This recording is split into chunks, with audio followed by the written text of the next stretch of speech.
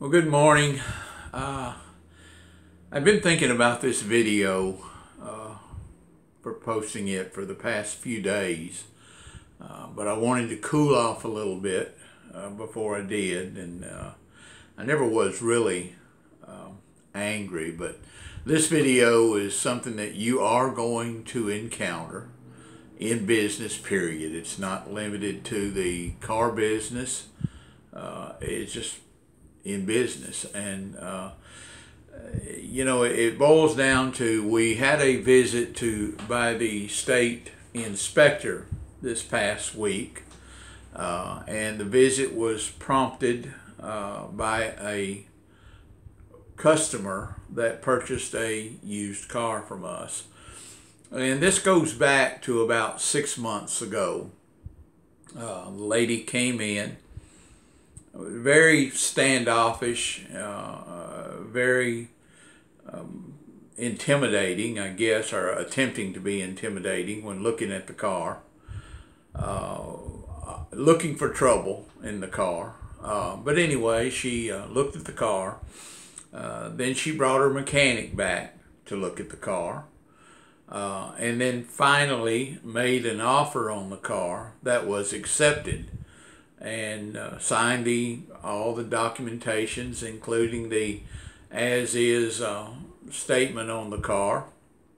And a few days went by, and she came back in wanting her money back on the car. Now, she had a mechanic inspect it, but then she had, for some unknown reason, carried the car to another mechanic who had inspected it and had told her that the transmission was going out on the car. So she come back in, and I guess what I'm trying to put out here is, came back in with a demeanor that said, "You are going to refund my money." And of course, we just brought it out to her that, you've signed an as-is statement. You had your mechanic look at the car. Your mechanic gave the car a go-ahead. You negotiated your best price on the car, and you drove the car. Now you carry it to a different mechanic, and you've driven the car back here to return it. So this happened around 6 months ago. And the lady has just been demanding. Never at one time being asking anybody to consider her circumstances, partly because of her demeanor in handling it. We stood our ground on it. And so the car is still running. I mean, the transmission has not gone out on the car. She's still driving the car, and for the past 6 months, they've been demanding a full refund on the car, even though she's driving the car every time that she comes here, and as far as we know, driving the car on a daily basis. So anyway, she files a report with the state inspector, or with the state, and they send out, as is their responsibility to do that, investigate the sale of the transaction. And of course, we're perfectly within our rights. We did not represent any warranties on the car. We did not make any claims whatsoever on the car, and so the state did come by and checked all that information out. And as far as I know, we're not going to hear any more from the state about that. But anyway, the whole time, this lady even has a balance due to us, because I personally worked with her, and only after I filled out the documentation did she make it clear that she didn't have all the money. She was only $200 short. So I went ahead and let her have the car and agreed to let her pay the $200 when she come back to pick up her title. So the other day, she strolls in here and demands her title, not wanting to pay the $200, says that she does not owe $200. And her receipt does not show that she has a balance, because I quite frankly had already made out the paper. The receipt did not show the balance. However, she knows that she was not getting that title until the balance is paid. Well, now, since she has seen evidently that she can't return the car for a full refund, that she is going to have to title the car, and now she's demanding the title to the car and is saying that she doesn't owe the $200. Now, this is an out-and-out lie.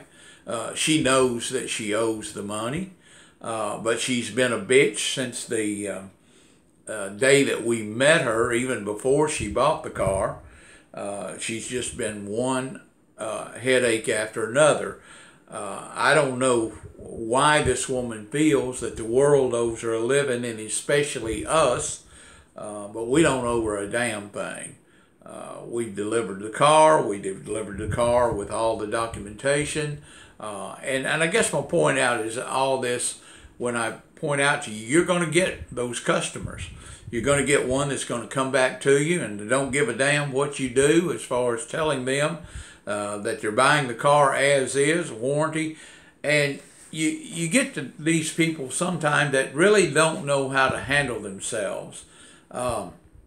They go in, and this is a young lady, very attractive lady except for her personality. That makes her one of the ugliest people that I've ever met, frankly, because she is always demanding.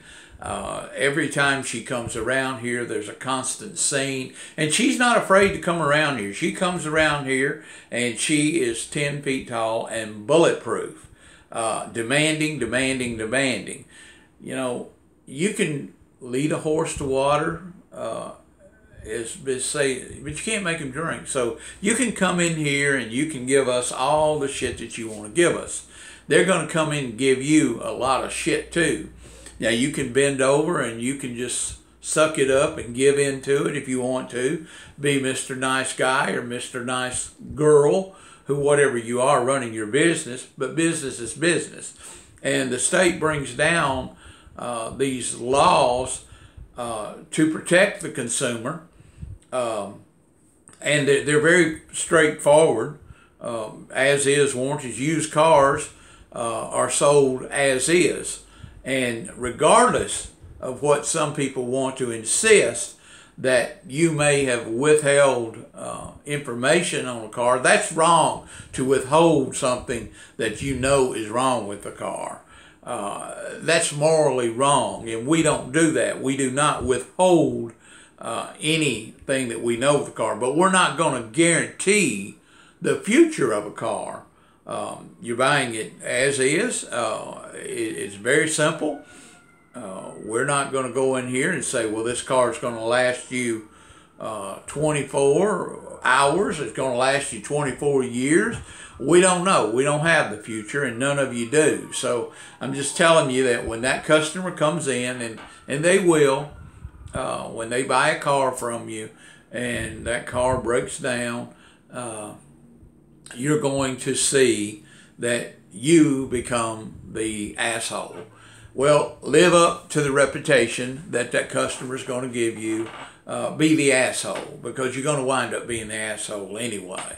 You're going to wind up there. Nothing you can do, nothing, and I mean this as with everything that I've got, that if a customer is going to treat you like a dog, act like a dog. Bite back. Don't be afraid to bite back to these people, because what they say, what they sign doesn't matter one bit. They're coming after you if you sell them what they call, and that brings on another point about lemon laws. These idiots don't know what the lemon law is. You cannot bring the lemon law into play on a used car. Okay? So these people out here that's running around talking about the lemon law, if you're selling used cars, that law doesn't apply to you. It's a damn used car. And the lemon law only applies to the new car when it's sold, and it's only obligated by the new car manufacturer. That's where the lemon law, hell, there's no lemon law on a used vehicle, but you're going to get people that just grasping at straws, whatever they can to try to intimidate you and do whatever, but handle it any way you want to. I see so many people that give in, suck it up just to buy them off, whatever. I'm not that way. I don't go out here and cry like a whiny baby when I buy something used. I realize the chances I take. If I don't want to take that chance, I buy the damn thing new. So anyway, that's what I got for you today, and I just want to tell you that if you're in this business or any other business where you're servicing the public, beware, it's coming at you. Have a great day. If this information is useful to you or anyone you know, please like and share this channel.